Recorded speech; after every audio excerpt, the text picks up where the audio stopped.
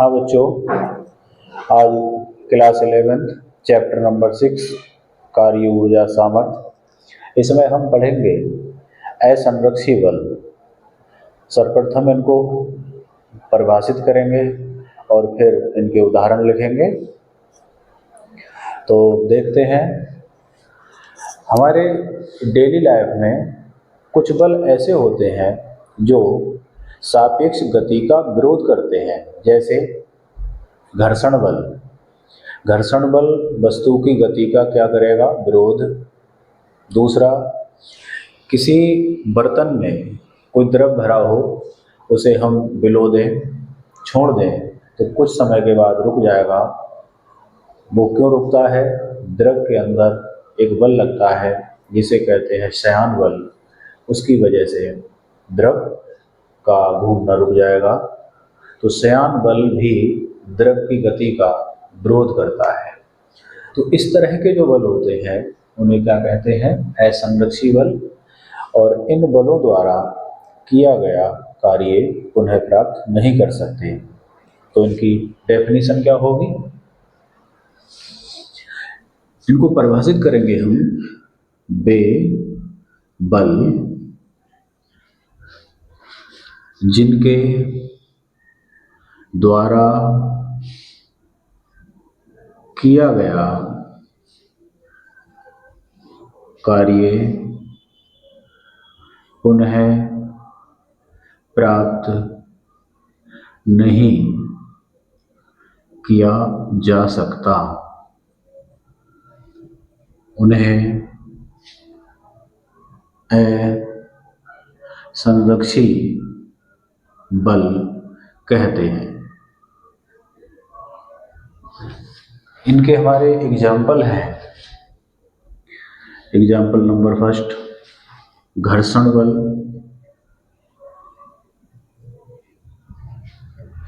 Number 2, Shayan बल, शयान बल आदि।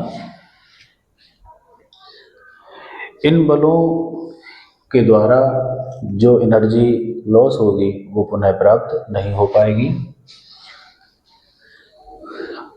अब बच्चों, अगला हेडिंग हम पढ़ते हैं संघट्ट। संघट्ट को इंग्लिश में कहते हैं कोलिजन।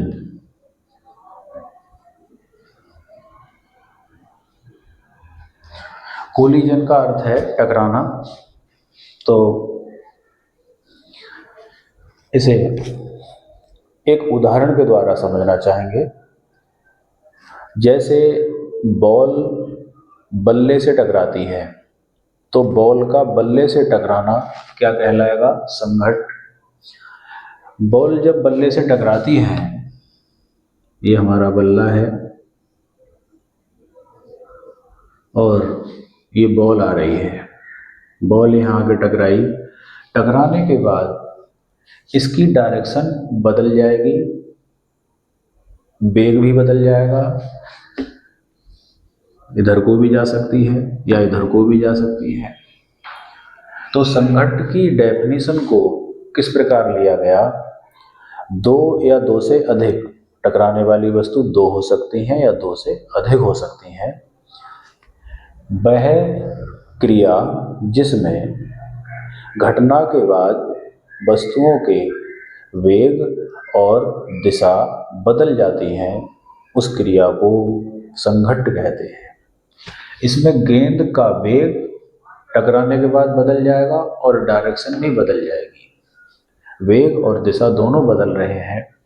प्रारंभ में वेग की दिशा ये थी, अब वेग की दिशा ये हो गई। वेग का मान भी चेंज हुआ होगा, इधर से अलग वेग से आ रही थी, यहाँ इसकी स्पीड अलग है। तो ये क्या कहलाएगा? संघट्ट कहलाएगा। इसको परिभाषित करेंगे। दो या दो से अधिक पिंडों के बीच वह अंतः क्रिया, अंतः क्रिया मतलब उनके बीच में, जिसमें घटना के बाद, घटना हो गया टकराना, घटना के बाद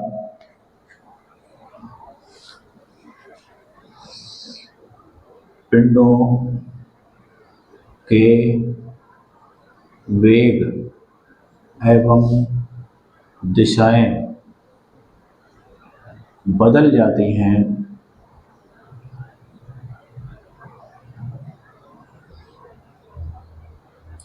उस क्रिया को संघट्ट कहते हैं। एग्जाम्पल, गेंद का बल्ले से टकराना। दूसरा एग्जाम्पल, गैस के अणुओं का टकराना।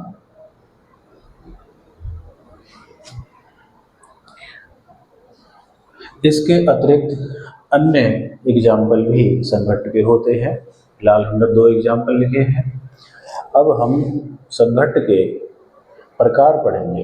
तो संघट्ट 2 प्रकार का होता है, एक होता है प्रत्यास्थ संघट्ट, एक होता है अप्रत्यास्थ संघट्ट। तो उनकी अलग अलग अपनी विशेषताएं हैं।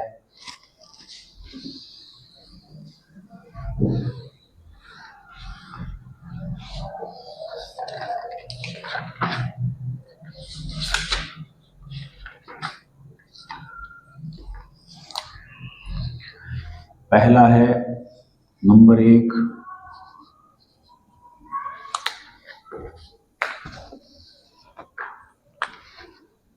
प्रत्यास्थ संघट्ट। इंग्लिश में कहते हैं इलास्टिक कोलिजन।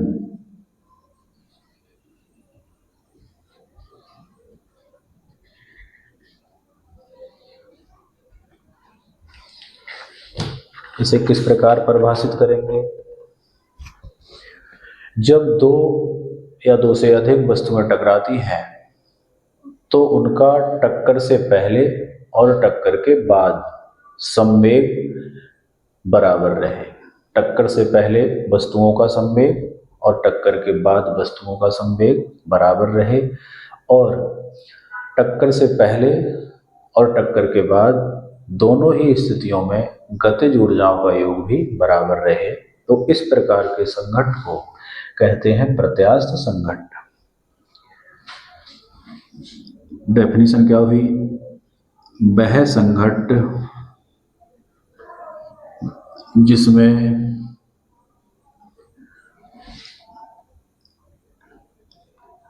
संघट्ट के बाद और पूर्व वस्तुओं का संवेग तथा गतिज ऊर्जा नियत रहती है, उसे प्रत्यास्थ संघट्ट कहते हैं। अभी हम एक सूत्र लिखेंगे, उसके द्वारा इसका मैथमेटिकल रूप लिखेंगे, उसके द्वारा उसको समझ पाएंगे कि ये कैसे कांस्टेंट रहता है। इसके एग्जाम्पल होंगे गैस के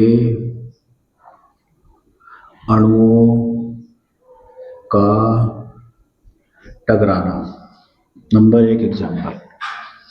नंबर 2 एग्जाम्पल रहेगा बॉल होती हैं बिलियार्ड बॉल्स, बिलियार्ड गेंद होती हैं, उनका भी टकराना इसी के अंतर्गत आएगा। बिलियार्ड गेंदों का संघट्ट आदि। हम एक डायग्राम के द्वारा इसके मैथमेटिकल रूप को जानेंगे। एक वस्तु है, कोई वस्तु m1 द्रव्यमान की है, उसका प्रारंभिक वेग है u1, और दूसरी वस्तु का द्रव्यमान है m2 और प्रारंभिक वेग है u2। दोनों वस्तु एक ही अक्ष के अनुदिश जा रही है। इस वस्तु की स्पीड ज़्यादा है, u1 ग्रेटर देन u2, तो आगे चलकर ये इससे टकराएगी। टकराने के बाद इनकी स्पीड चेंज हो जाती है। इसका टक्कर के बाद वेग हो जाता है v1 और इसका वेग हो जाता है v2, m1 m2। तो प्रत्यास्थ संघट्ट के कथन के अनुसार हम लिखेंगे संवेग नियत रहता है, संवेग संरक्षित रहेगा, तो संवेग संरक्षण से इसका संवेग होता है द्रव्यमान इंटू वेग। इसके द्रव्यमान को इसके वेग से मल्टीप्लाई करेंगे तो इन दोनों की मल्टीप्लाई आएगी m1 u1, ये इसका संवेग हो गया, प्लस इसका संवेग आएगा m2 u2, इसका संवेग हो गया। तो इन दोनों के संवेग का योग बराबर इन दोनों का संवेग, इसका होगा m1 इंटू v1 प्लस इसका होगा m2 इंटू v2।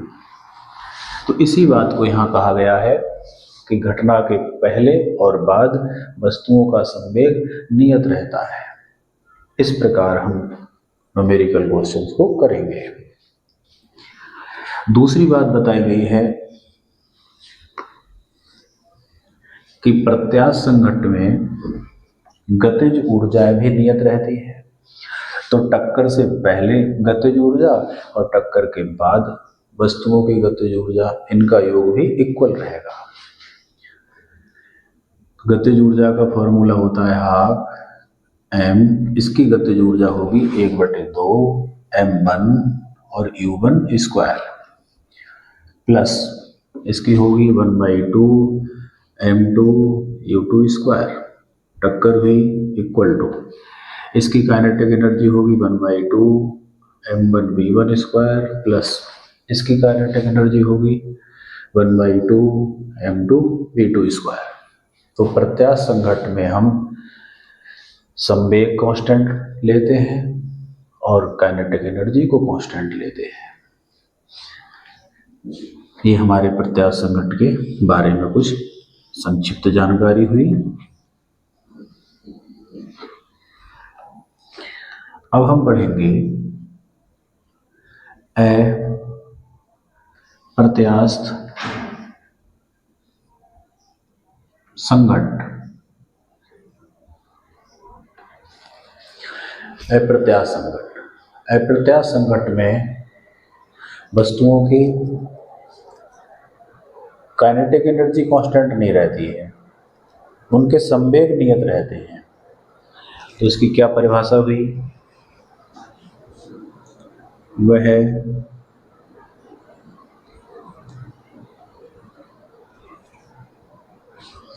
वह संघट्ट जिसमें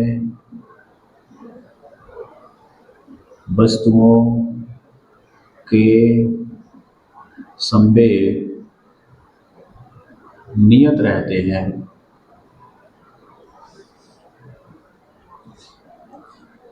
उसे अप्रत्यास्थ संघट्ट कहते हैं। इसके एग्जाम्पल इसके एग्जाम्पल हैं गेंद का बल्ले से टकराना। और भी एग्जाम्पल हो सकते हैं बाइक का पेड़ या किसी अन्य अवरोध से टकराना। इसका अगर हम मैथमेटिकल रूप लें तो मैथमेटिकल रूप होगा, क्योंकि इसमें केवल संवेग नियत रहते हैं, तो संवेग दो वस्तु में जा रही है, इसका वेग है u1, द्रव्यमान है m1, द्रव्यमान m2, वेग u2, यहाँ संघट्ट हुआ, संघट्ट के बाद इसका वेग v1, द्रव्यमान m1, इसका वेग v2, द्रव्यमान m2। तो संवेग के लिए संवेग कांस्टेंट रहने का अर्थ यहाँ होगा इन दोनों का संवेग इक्वल टू इन दोनों का संवेग। इसका संवेग होगा m1 u1 plus m2 u2 equal to m1 v1 plus m2 v2। तो अप्रत्यास्थ संघट्ट में केवल संवेग कांस्टेंट रहता है, गतिज ऊर्जा कांस्टेंट नहीं रहती है। धन्यवाद।